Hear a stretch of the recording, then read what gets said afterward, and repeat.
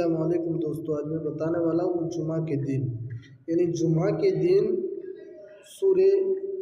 دخان کی تلاوت۔ سورہ دخان کی کتنی بڑی فضیلت ہے آپ لوگوں کو بتانا چاہتا ہوں کہ حضرت ابو امامہ رضی اللہ تعالیٰ عنہ سے روایت ہے کہ رسول اللہ صلی اللہ علیہ وسلم نے فرمایا، جو شخص سورہ دخان کو شب جمعہ میں یا جمعۃ المبارک والے دن تلاوت کرے گا، اللہ تعالیٰ اس کے لیے جنت میں ایک محل بنا دیتے ہیں۔ پھر سے بولتا ہوں،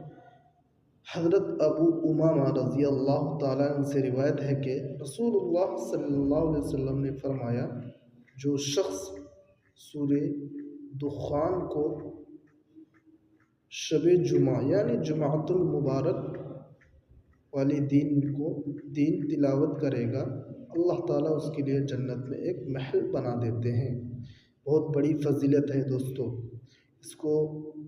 عمل کرے، انشاءاللہ آخرت میں بڑی کامیابی ملے گی۔